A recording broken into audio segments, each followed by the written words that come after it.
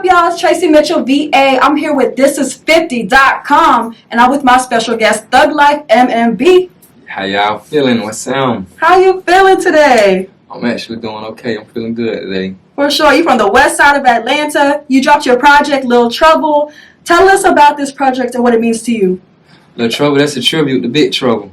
That's my brother take. I did that for him. That's strictly about him. That's for him. Mm-hmm. Yeah, that's all about him. Yeah, of course we want to ask you about Trouble. Like, how are you feeling with everything, and especially like your healing process too? Because I know that was somebody that was very close to you. Oh, I don't feel good at all about that. I ain't healing at all. It's gonna be a minute before I heal from that.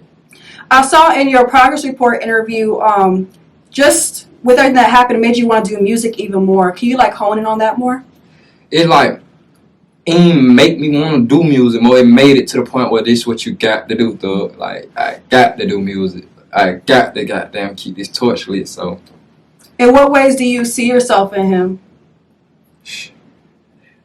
Boy, every way, really. All the ways.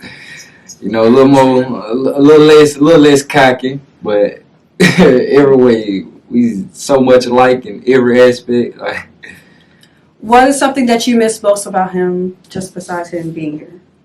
being able to run to him whenever some shit getting hard, or whenever I ain't feeling right about something. And what are some things that you wish people knew about Trouble that they don't know, that you wish they knew? That nigga, he was an open book, so it really like he really like it may be. I really can't say right now because that's something I ain't really thought on yet. Because he was like an open book, so he really showed who he was to everybody. So I have to think more on them. Mm-hmm. For sure. You got people saying that, you know, your music is therapeutic, and they love that you're picking up where Trouble left off. What does it mean to know that people really look up to you as Trouble's protege? Like, is there a lot of pressure behind it, or how are you taking it? It's like, I wouldn't say it's a lot of pressure behind it, because it's like I'm him, so it ain't a lot of. It's easy doing what I'm doing. It's easy going in there and putting my life on the beat. You feel me? Like, this who made me do it. So it ain't. I wouldn't even really say.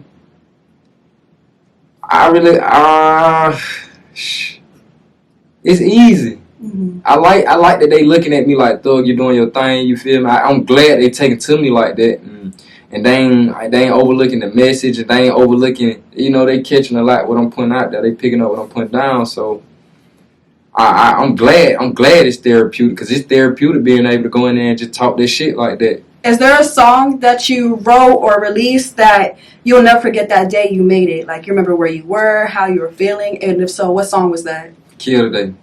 What about that? Kill Today, because I ain't gonna lie. I came in the studio one day agitated on bullshit. You feel me? He was, alright, Thug, now look, you rap now, so it's a way you can channel that. Go in there and talk about how you feeling. So he like, you feel like what you feeling? He like, I want to kill today. That's what I hear.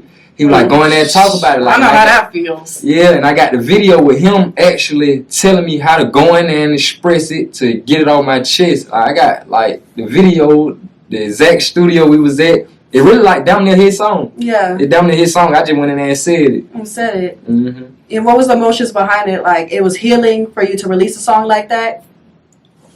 It was more healing seeing how much he was behind me. Mm-hmm. Like, it wasn't even really the song that really got the pressure off. It was him being concerned. It was him being concerned, so concerned to the point where he stopped his session and turned it to my session. Because I was at the studio going to see him and watch him work. He stopped rapping and made the session about me. So that was kind of deep to me. Like, it was like, fuck that song. Like, look at what you doing. That's amazing. I'm sure it makes you realize, like, music is something I really need to be doing. Yeah, it is. I like your song Depression, because even on my platform I talk about depression a lot. How do you cure your depression, or what made you feel even like comfortable even like make a song about that? See, I'm so comfortable speaking on depression is because that's why, like, when I first started rapping, I started rapping to rap about my life and what I was going through. So with depression,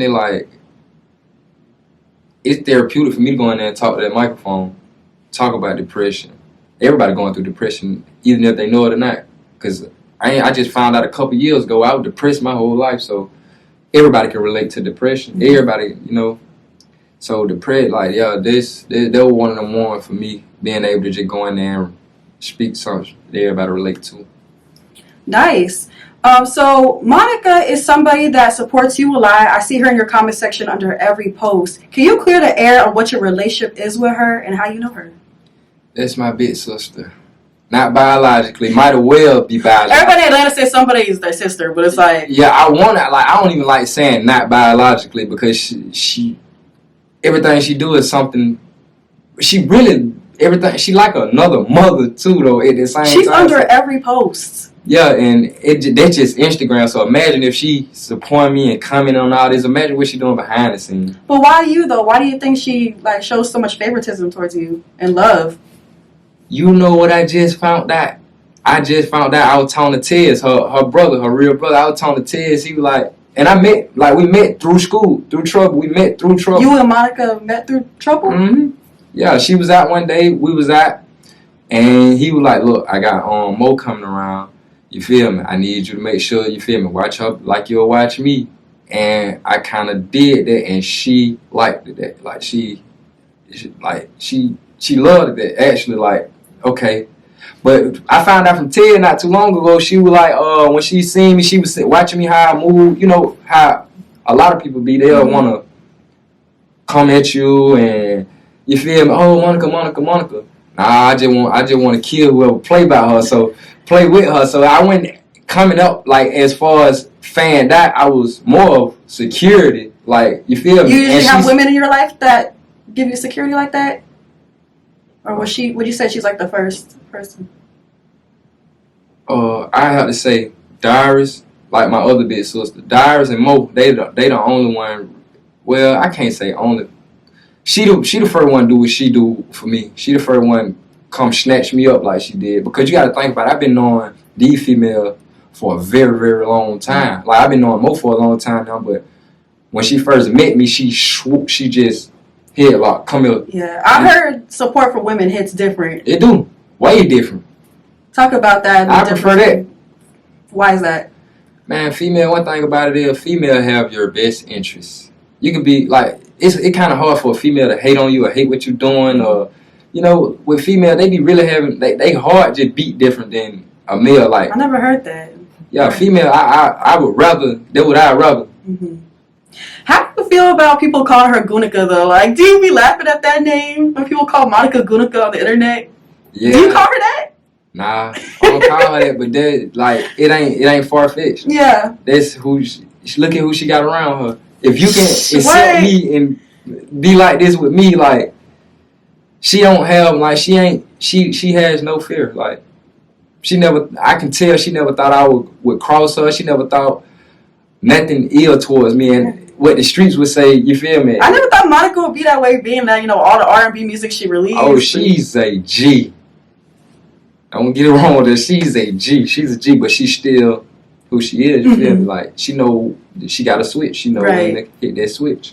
Right. So going back to your project, Little Trouble, like, talk to us about the experience of creating it. Like, how was the feeling? Like, reflecting on it. Like, how are you feeling about it now?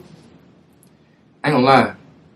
When I figured out, see, Little Trouble always was gonna be it was already a thing. It just really had to be a thing once I lost my brother. Me and him already talked about dropping Little Trouble tape, but he wanted me to go up.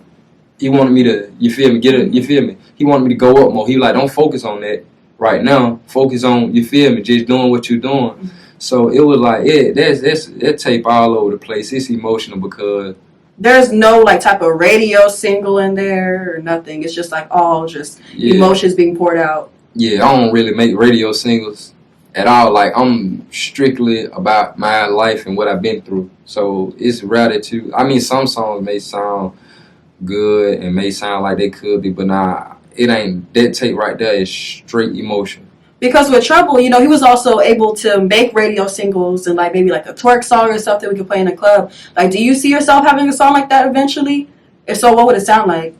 Only time, well, I can do that. That's very easy. But Only time you'll see me focusing on something like that is somebody paying me to do that.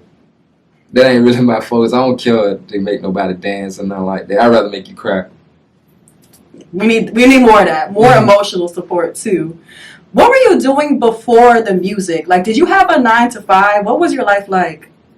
Nah, I ain't had no 9 to 5. My life was, and I was terrible in the street. That kind of what drove him to make me do music, because I actually, it's like, we gotta get him out of there. Yeah, and that's exactly those exact words. He telling my big brother, like, we gotta get him out of this, because I actually went on a run for attempted murder, and that's when he officially snatched me up. Cause Troy always been around. He always been around my big brother, but I was in the street making my own name, so it got to the point where I was so heavy in the streets. He, like, after I caught that case and went on the run, he made me like, you got this way you got to be at, cause I see where it headed.